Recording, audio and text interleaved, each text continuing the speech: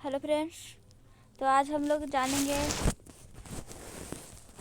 Class 10 का history chapter 2 का। आज हम लोग लघु उत्तरीय प्रश्न करेंगे भारत में राष्ट्रवाद का। तो आइए आज हम लोग लघु उत्तरीय प्रश्न स्टार्ट करते हैं। तो क्वेश्चन नंबर 1 है, उपनिवेशों में राष्ट्रवाद के उदय की प्रक्रिया उपनिवेशवाद विरोधी आंदोलन से जुड़ी हुई क्यों थी? फिर से आपको पढ़ दे रही हूँ। उपनिवेशों में राष्ट्रवाद के उदय की प्रक्रिया उपनिवेशवाद विरोधी आंदोलन से जुड़ी हुई क्यों थी? तो हम लोग आंसर के द्वारा जानते हैं क्यों थी। तो उपनिवेशों में राष्ट्रवाद के उदय की प्रक्रिया उपनिवेशवाद विरोधी आंदोलन से जुड़े हुए थे, जिसके कई कारण थे। का है, वियतनाम और दूसरे उपनिवेशों की तरह हमारे देश में भी आधुनिक राष्ट्रवाद के उदय की परिघटना उपनिवेशवाद विरोधी आंदोलन के साथ जुड़ी हुई थी। ख है, उपनिवेशिक शासकों द्वारा उत्पीड़न और दमन के कारण विभिन्न समूह एक दूसरे के समीप आ गए थे और आपसी एकता का महत्व समझने लगे थे। ग है, उपनिवेशवाद का प्रभाव प्रत्येक समूह और वर्ग पर एक जैसा नहीं था। इनके लिए स्वतंत्रता के मायने भी अलग थे और अनुभव भी भिन्न थे। महात्मा गांधी इन सभी समूहों को एकत्र करके एक विशाल आंदोलन खड़ा करना चाहते थे। क्वेश्चन नंबर 2 है, पहले विश्व युद्ध ने भारत में राष्ट्रीय आंदोलन के विकास में किस प्रकार योगदान दिया? तो पहले विश्व युद्ध ने भारत में राष्ट्रीय आंदोलन के विकास में निम्नलिखित प्रकार से योगदान दिया। इसका कारण है का, प्रथम विश्व युद्ध के कारण एक नई आर्थिक और राजनीतिक स्थिति पैदा होने से रक्षा व्यय में काफी वृद्धि हुई थी। ख है, युद्ध में होने वाले खर्चे को पूरा करने के लिए कर्ज लिए गए, करों में वृद्धि की गई, सीमा शुल्क बढ़ा दिया गया और आय पर भी कर लगा दिया गया।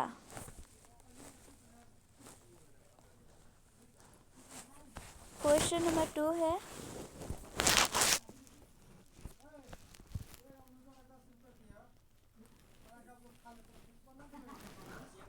यहाँ तक हो गया है ना, लगा दिया गया। ग है, युद्ध के समय कीमतें तेजी से बढ़ रही थी। 1913 से 1918 के बीच कीमतें दोगुनी हो चुकी थी।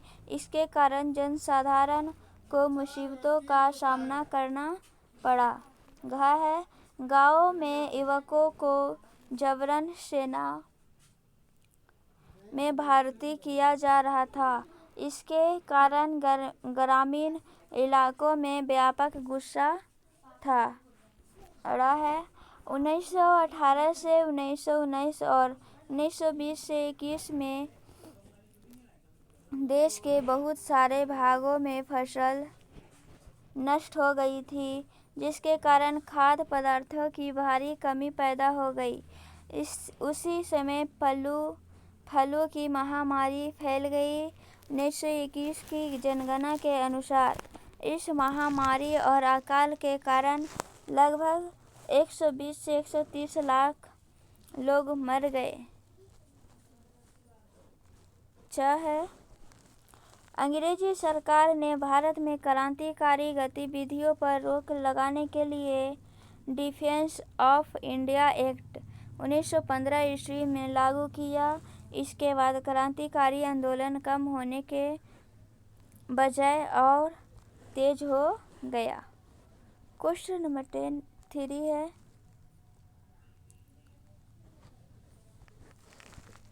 भारत के लोग रॉलेट एक्ट के विरोध में क्यों थे? भारत के लोग रॉलेट एक्ट के विरोध में क्यों थे?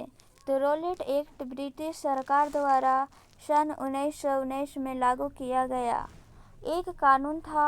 भारत के लोगों द्वारा रॉलेट एक्ट के विरोध करने के निम्न कारण थे। का है गांधी जी ने 1919 में रॉलेट एक्ट के विरोध सत्याग्रह आंदोलन चलाया। खा है भारतीय सदस्यों के भारी विरोध के बावजूद इस कानून को इंपीरियल लेजिस्लेटिव काउंसिल ने बहुत जल्दबाजी में पारित कर दिया था। इस कानून के जरिए सरकार को राजनीतिक गतिविधियों को कुचलने और राजनीतिक कैदियों को 2 साल तक बिना मुकदमा चलाए जेल में बंद रखने का अधिकार मिल गया था। क्वेश्चन मिल गया था ग है महात्मा गांधी ऐसे अन्य कानूनों को विरोध अहिंसक तरीके से नागरिक अवज्ञा चाहते थे जिसे 6 अप्रैल को एक हड़ताल के साथ शुरू होना था। क्वेश्चन नंबर 4 है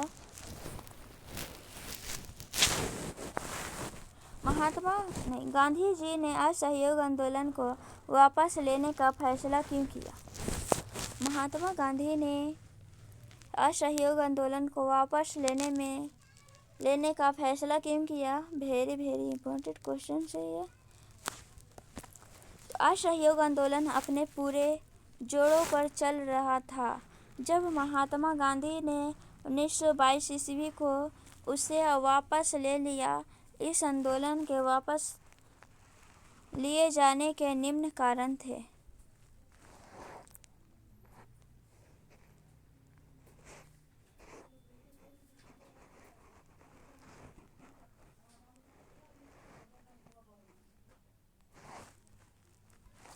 कारण है तो महात्मा गांधी अहिंसक ढंग से आंदोलन चलाना चाहते थे लेकिन उनकी आशा के विपरीत यह आंदोलन हिंसक होता जा रहा था और सत्याग्रहियों को व्यापक प्रशिक्षण की आवश्यकता थी।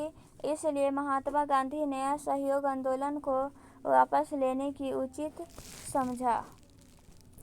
ख है 1922 ईस्वी में गोरखपुर में स्थित चौरी चौरा में बाजार से गुजर रहे एक शांतिपूर्वक जुलूस पुलिस के साथ हिंसक टकराव में बदल गया। इस हिंसात्मक घटना के बारे में सुनते ही महात्मा गांधी ने असहयोग आंदोलन रोकने का आह्वान किया। है वे सोचने लगे कि यदि लोग हिंसक हो जाएंगे तो अंग्रेजी सरकार भी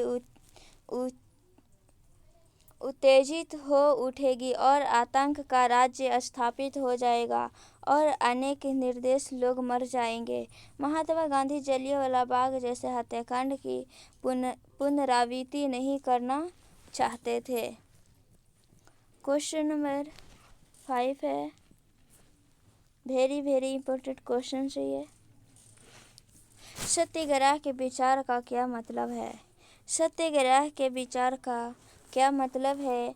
तो क्या है सत्याग्रह एक ऐसा विचार है जिसमें सत्य की शक्ति पर आग्रह और सत्य की खोज पर जोर दिया जाता है। इसका अभिप्राय यह है कि यदि आपका उद्देश्य सच्चा है, यदि आपका संघर्ष अन्य के विरुद्ध है, तो उत्पीड़न का मुकाबला करने के लिए आपको किसी शारीरिक बल की आवश्यकता नहीं है। ख है सत्याग्रह के विचार में प्रतिशोध या बदले की भावना के लिए बिना सत्याग्रही केवल अहिंसा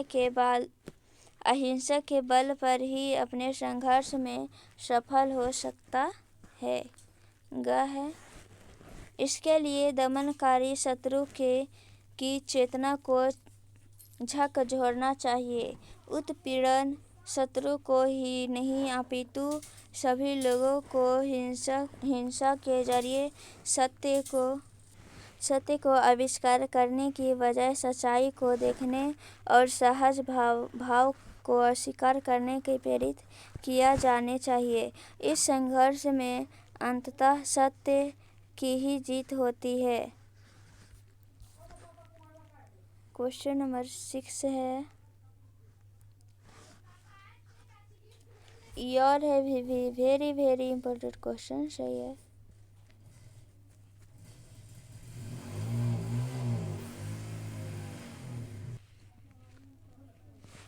सिक्स नंबर है जलियांवाला बाग का हत्याकांड पर टिप्पणी लिखे। तो रॉलेट एक्ट के विरोध में महात्मा गांधी और सत्यपाल कचलू गिरफ्तार हो चुके थे। अमृतसर में मार्शल लॉ लागू कर दिया गया था। 13 अप्रैल 1919 को बैसाखी पर्व के दिन अमृतसर के जलियांवाला बाग में मेले का आयोजन किया गया था। अमृतसर के सैनिक प्रशासन जनरल डायर ने इस सभा को अवैध घोषित कर दिया गया। काफी लोग तो सरकार द्वारा लागू किए गए दमनकारी कानून का विरोध करने के लिए भी एकत्रित हुए थे। तब जनरल डायर ने बाग को चारों ओर से घेर कर सैनिकों को गोलियां चलाने का आदेश दिया। इसमें सैकड़ों लोगों की मौत हो गई। इस हत्याकांड के पश्चात ब्रिटिश सरकार ने एक हंटर आयोग स्थापित की और उस आयोग की रिपोर्ट के बाद जनरल डायर को सम्मानित किया। इससे महात्मा गांधी असहयोगी हो गए थे और उन्होंने असहयोग आंदोलन चलाने का निश्चय किया था। जलियांवाला बाग हत्याकांड भारत के इतिहास के सबसे दर्दनाक घटना थी। इससे पूरे भारत में रोष की लहर फूट पड़ी। तो क्वेश्चन नंबर अब हम लोग 7 करेंगे। क्वेश्चन नंबर 7 है साइमन कमीशन पर टिप्पणी लिखे। जितना भी टिप्पणी का जो क्वेश्चन होंगे दीर्घ उत्तरीय में तो जरूर आएंगे, तो आप जरूर कीजिएगा ये लोग इस सब को। तो क्या है 1929 की आर्थिक मंदी का असर भारत पर भी पड़ा। कृषि उत्पादों की मांग गिरने से ग्रामीण क्षेत्र भारी उथल पुथल से गुजर रहे थे। इसी पृष्ठभूमि में ब्रिटेन के नए टोरी सरकार ने सर जॉन साइमन के नेतृत्व में एक वैधानिक आयोग का गठन कर दिया।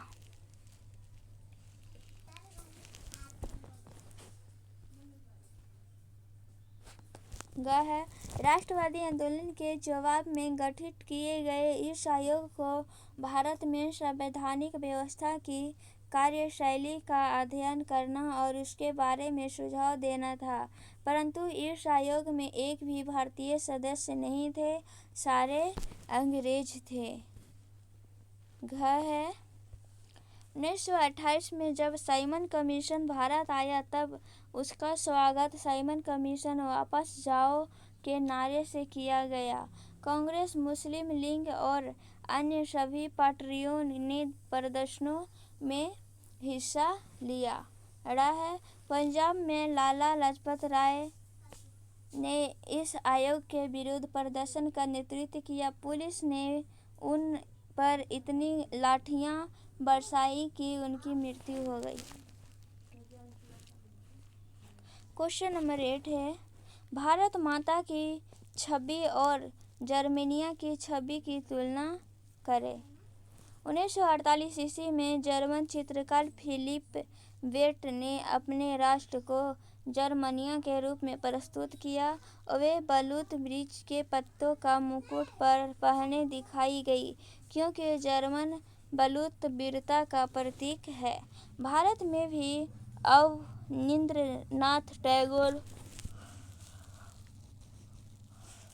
जैसे अनेक कलाकारों ने भारत राष्ट्र को भारत माता के प्रतीक के रूप में दिखाया है। एक चित्र में उन्होंने भारत माता को शिक्षा, भोजन और कपड़े देता कपड़े देती हुई दिखाया है। एक अन्य चित्र में भारत को अन्य ढंग से दिखाया गया है। अब निद्रनाथ टैगोर के चित्र से बिल्कुल भिन्न है। इस चित्र में भारत माता को शेर और हाथी के बीच खड़ी दिखाया गया और उसके हाथ में त्रिशूल है। क्या है? भारत माता के हाथ में त्रिशूल है। क्वेश्चन नंबर 9 है,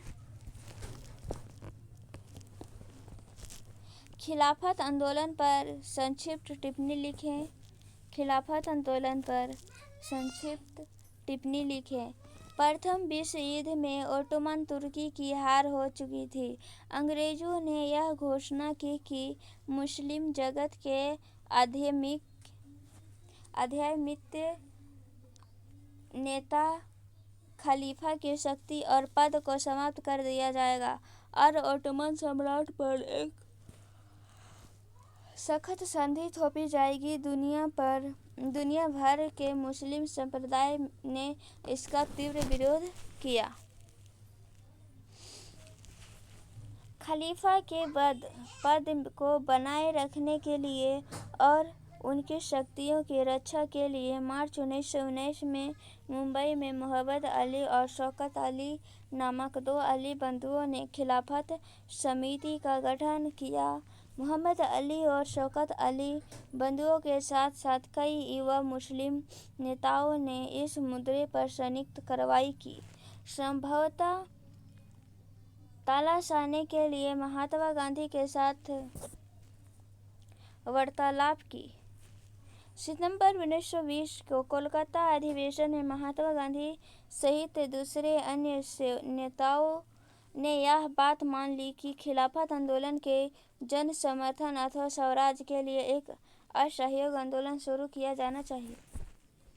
क्या करना चाहिए? शुरू किया जाना चाहिए असहयोग आंदोलन। तो आइए क्वेश्चन नंबर 10 देखते हैं। पूना पैक्ट पर संक्षिप्त टिप्पणी लिखें। पूना पैक्ट पर संक्षिप्त टिप्पणी लिखें। तो क्या है? डॉक्टर अंबेडकर ने 1930 में दलित वर्ग एसोसिएशन की स्थापना की। उनका मानना था कि दलित वर्ग की समस्याओं का समाधान तथा उनकी सामाजिक अपंगता का निवारण केवल राजनीतिक सशक्तिकरण के द्वारा ही किया जा सकता है। अतः इन्होंने दलितों के लिए पृथक निर्वाचन क्षेत्र का जोर शोर से समर्थन किया। इस विषय पर गांधी जी ने उनका गंभीर विवाद हुआ। इसी बीच सरकार ने अंबेडकर की बात मान ली। इसके विरोध में गांधी जी ने पुणे की वर्धा जेल में ही आमरण अनशन प्रारंभ किया। अन्य राष्ट्रवादी नेताओं की मध्यस्थता से गांधी जी और अंबेडकर के बीच सितंबर 1932 में एक समझौता हुआ, जिसे पूना पैक्ट के नाम से जाना जाता है। इस समझौते के अनुसार दलित वर्ग को प्रांतीय एवं केंद्रीय विधायी परिषदों में आरक्षित सीटें मिल गई, परंतु निर्वाचन सामान्य प्रणाली के आधार पर किया जाएगा। दलितों को शिक्षा के लिए आर्थिक सहायता देने के लिए पूना पैक्ट में शर्तें रखी गई। क्वेश्चन नंबर 11 है, राजनीतिक नेता पृथक निर्वाचन के सवाल पर क्यों बंटे हुए चर्चा करें। राजनीतिक नेता भारतीय समाज में विभिन्न वर्गों समुदायों का प्रतिनिधित्व करते थे। डॉक्टर भीमराव अंबेडकर दलित वर्गों या दलितों का नेतृत्व करते थे, जबकि मोहम्मद अली जिन्ना भारत के मुस्लिम समुदायों का प्रतिनिधित्व करते थे। यह नेतागण विशेष राजनीतिक अधिकारों और अलग निर्वाचन क्षेत्र मांगकर अपने वर्गों और समुदायों का जीवन स्तर ऊंचा उठाना चाहते थे। गांधी जी पृथक निर्वाचन का विरोध कर रहे थे क्योंकि उनका मानना था कि पृथक निर्वाचन क्षेत्र भारत की एकता पर प्रतिकूल प्रभाव डाल सकता है। यह एकीकरण के मार्ग को लोड़ा बन कर अटक सकता था। क्वेश्चन नंबर 12 है,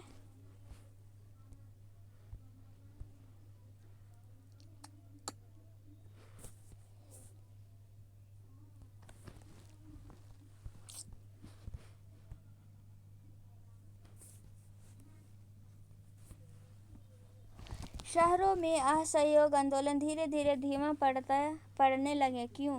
तो असहयोग आंदोलन का संचालन स्वराज की मांग को लेकर किया गया था। इसका उद्देश्य सरकार के साथ सहयोग नहीं करना था। इसकी शुरुआत शहरी मध्य वर्ग की हिस्सेदारी से हुई, लेकिन कुछ समय बाद शहरों में यह आंदोलन धीमा पड़ने लगा। इसके निम्नलिखित कारण थे।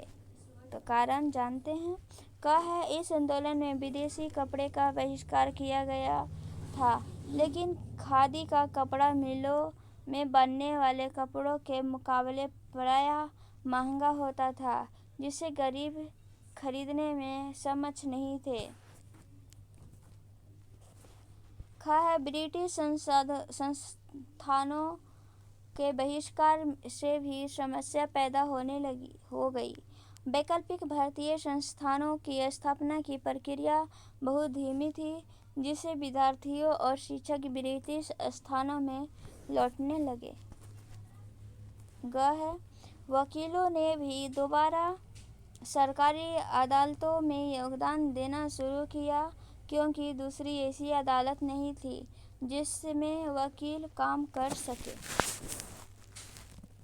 13 है, क्वेश्चन नंबर 13 है, स्वराज दल का गठन क्यों किया गया था? इसका कार्य क्या था? स्वराज दल का गठन 1923 ईस्वी में कांग्रेस के स्पेशल अधिवेशन दिल्ली में अब्दुल कलाम आज़ाद की अध्यक्षता में हुआ था। कांग्रेस ने स्वराजवादियों को अनुमति दे दी कि वे चुनाव में भाग ले सकते हैं। उन्होंने केंद्रीय और प्रांतीय विधानसभाओं में बहुत अधिक सीटें पाई है। है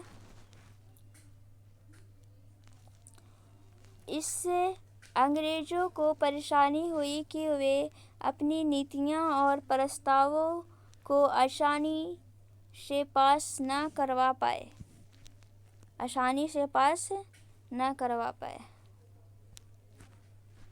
है स्वराजवादियों ने अंग्रेज विरोधी भावना बनाए रखने में महत्वपूर्ण भूमिका निभाई है। तो अब क्वेश्चन नंबर हम लोग 14 करेंगे, सबसे लास्ट क्वेश्चन है।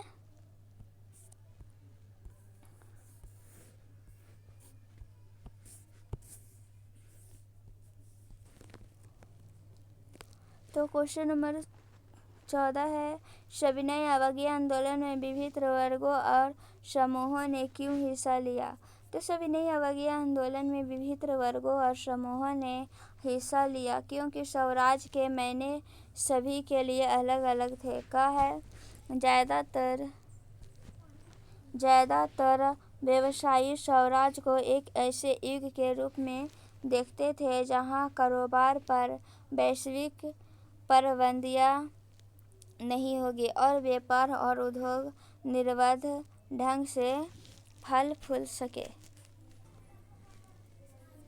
है धनी किसानों के लिए स्वराज की लड़ाई भारी लगने के खिलाफ लड़ाई थी। वे चाहते थे कि लगान में कमी की जाए। है गरीब किसानों के लिए स्वराज का अर्थ था कि उनके पास स्वयं की जमीन हो, क्योंकि उनमें से बहुत सारे किसान जमींदारों से पट्टे पर जमीन लेकर खेती करते थे। वे चाहते थे कि उन्हें जमींदारों को जो किराया चुकाना था उसे माफ कर दिया जाए। है महिलाओं के लिए स्वराज का अर्थ था भारतीय समाज में पुरुषों के साथ बराबरी और स्तरीय जीवन की प्राप्ति हो सके। तो thank you friends, next video मिलते हैं। आज हम लोग लघु उत्तरीय प्रश्न पूरा कर चुके हैं और क्वेश्चन नंबर चैप्टर 2 से भारत में राष्ट्रवाद का तो आती लघु उत्तरीय ऑब्जेक्टिव क्वेश्चन मैं सारा का सारा करा दी हूँ। तो अब हम लोग नेक्स्ट वीडियो में दीर्घ उत्तरीय प्रश्न करेंगे। Thank you friends, next video मिलते हैं।